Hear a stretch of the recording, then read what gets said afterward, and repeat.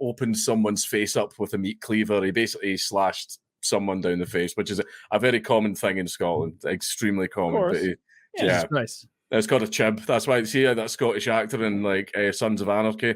That's he had a Glasgow smile. That was his name. That's what they call him. They call him Chibs. Chibs, because he had two chibs. That's what. Why is this a common thing? Thank you so much for that. What does chibs mean?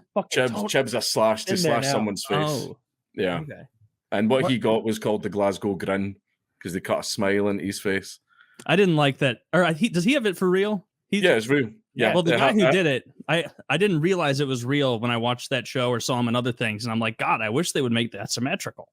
Like, because one of them is lower. It's kind of a Glasgow smirk. Well, it's because he was struggling because they were cutting his face up. It's not like he was being mugged for DJ equipment. That was why they were trying to steal his DJ equipment from him. No, man, say what you want about hold still, man. You want it even. Yeah, it makes him look very hardcore. Does it though? Yeah, he's got a feet. That's clearly not like something he was born with, like a hair lip. That's a violent chop or a slice. Well, there's two. Whenever you see someone with a slash on their face, like in Scotland, like some people go, "Oh, you look really tough," but people in the know go, "You're not trustworthy." Yeah, you did something. You did something really bad.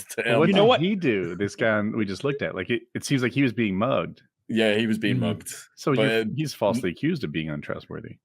That's true. That is true. But 9 times out of 10, if someone has a slash, it's because they stole drugs or they snitched on someone or something like that. It's basically like a big punishment. It's them marking you, basically saying like untrustworthy. It's a scarlet letter on your face. That essentially is what it is. Well, it's just wrong to give that to people who are trustworthy.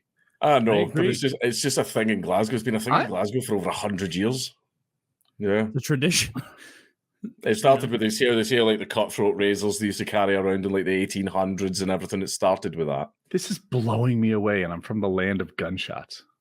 Oh no, there's a famous picture on like Sauchiehall Street in Glasgow of like the razor gangs as they're called. There was loads of different ones that you get all the way throughout Glasgow, and the razor was like the weapon of choice because they're easy to hide from the police and everything. You can hide them in the brim of your cap and all that type of stuff. But they blew up around the 60s, 70s, and there's a very famous picture on Sauchiehall Street in Glasgow of a member of a razor gang walking up and trying to slash a police inspector.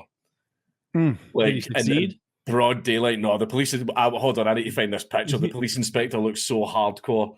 He's got like a cigarillo. There it is. That's the exact picture. He's still got his smoke hanging out his mouth with fucking. And then there's other pictures of him just taking the guy to the ground and everything as well. Yeah, that was the orange walk.